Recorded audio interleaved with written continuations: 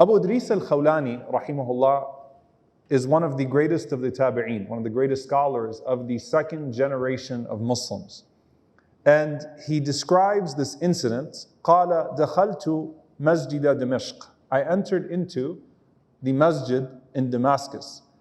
فإذا فتى شاب براق الثنايا وإذا الناس معه إذا اختلفوا في شيء أسندوا إليه وصدروا عن قوله. He said there was this man that was sitting amongst the people, and he was a very young man, and he was one of the most beautiful people that I'd ever seen. And he had this beautiful mouth and pearly white teeth. And he was sitting with some people, and when anyone disagreed about anything, they all turned towards him. So they're clearly in a gathering of knowledge, a fiqh of some sort.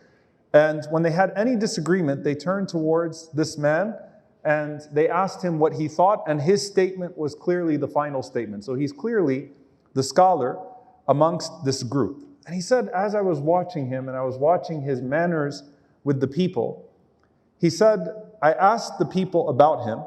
I said, who is this? And they said, هذا Muadh Ibn Jabal رضي الله تعالى عنه. This is Muadh Ibn Jabal. قال فلما كان الغد هجرت فوجدته قد سبقني بالتهجير ووجدته يصلي. So he said, the next day I waited until he finished the prayer, and then I came to him from in front of him, and I saw that he had already preceded me to the salah. So I basically went next to him while he was praying. I sat there and I waited for him to finish. So Abu Idris is talking about how he introduces himself to this great companion Muadh ibn Jabal radiyallahu ta'ala anhu. So he says, فَانْتَظَرْتُهُ حَتَّى قَضَى صَلَاتَهُ ثُمَّ جِئْتُهُ مِنْ قِبَلِ وَجْهِهِ. So I waited for him to finish his prayer, and then I went in front of him, فَسَلَّمْتُ عَلَيْهِ, and I said, السلام عليكم to him, and then I said, وَاللَّهِ إِنِّي لَأُحِبُّكَ لِلَّهِ. I swear by Allah that I love you for the sake of Allah.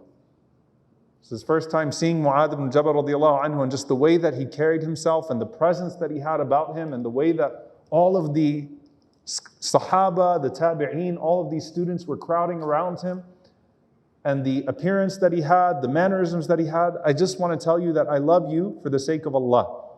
Muadh radiallahu ta'ala anhu said, Allah, for the sake of Allah. فَقُلْتُ Allah, only for the sake of Allah. قَالَ Allah, he said, only for the sake of Allah. I said, only for the sake of Allah.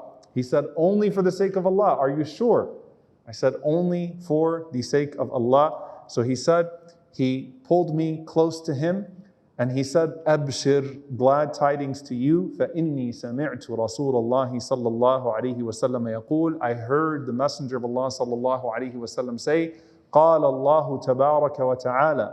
Allah the Most High has said, وَجَبَتْ مَحَبَّتِي لِلْمُتَحَابِينَ فِيَّ وَالْمُتَجَالِسِينَ فِيَّ وَالْمُتَزَاوِرِينَ فِيَّ وَالْمُتَبَادِلِينَ فِيَّ. That my love has been mandated for those who love each other for my sake, for those who sit with each other for my sake, for those who visit one another for my sake, and for those who give to each other with generosity for my sake. So he is actually the one who narrates this hadith from the Prophet ﷺ, that my love, Allah's love, has been mandated for those who love each other for the sake of Allah.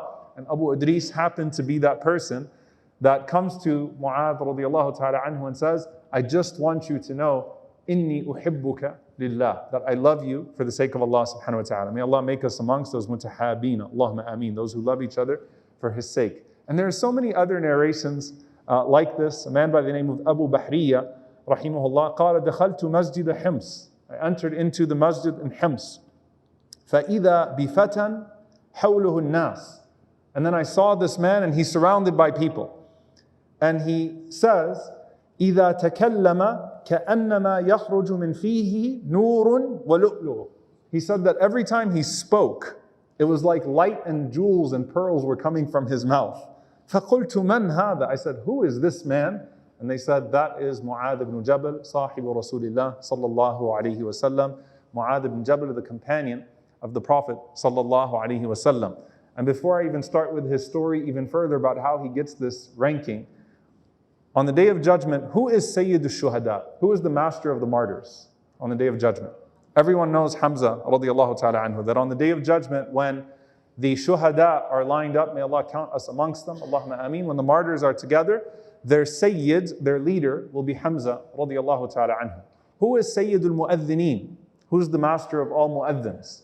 Bilal radiallahu ta'ala anhu. We all know that on the Day of Judgment, the Prophet ﷺ, as he described the people of Adhan with their long necks, with their prominence, standing and gathering on the Day of Judgment, Bilal radiallahu ta'ala anhu is their Sayyid. Bilal is the one who leads them. As for the ulama, as for the scholars, Sayyidul ulama, the leader of all the scholars on the Day of Judgment is Muadh Ibn Jabal. The Prophet ﷺ said, يأتي معاذ بن جبل رضي الله تعالى عنه بين يدي العلماء أو أمام العلماء. Muadh will show up on the Day of Judgment ahead of all of the ulama, standing in front of all of the people of knowledge. And he said, sallallahu alaihi wasallam, biratwatin, that he'll have a degree ahead of them. He'll be standing with a space between him and them. So he'll be clearly distinguished from amongst them. So imagine on the Day of Judgment when you come, you will know who Muadh ibn Jabal is when you see the ulama, when you see all of the scholars of all of history, from the companions and beyond, coming forth on the Day of Judgment. And this man, Muadh ibn Jabal radiallahu ta'ala anhu, is the leader of all of those ulama, according to the Prophet sallallahu alaihi wasallam. Abu Nu'aym said, Imam al-Fuqaha wa Kanzul ulama, the Imam of all jurists and the treasure of the scholars. And there's a narration, but this narration is a debatable narration. Hakim graded it as authentic and others differed with him, but just of the praise of Muadh, that the Prophet ﷺ was narrated to have said, Muadh ibn Jabal a'lamu al-awwalina wal-akhirina ba'da al-nabiyyina wal-mursaleen. That Muadh is the most knowledgeable person from the first and the last of people, other than the prophets and the messengers. وَإِنَّ اللَّهَ يُبَاهِي بِهِ الْمَلَائِكَةِ. And he is a man that Allah boasts to the angels about. So who is Muadh? Let's talk about Muadh ibn Jabal radiallahu ta'ala anhu, and how he comes into the picture with the Prophet sallallahu alaihi wasallam. He was basically a young boy when the Prophet sallallahu alaihi wasallam received revelation. He was not an adult.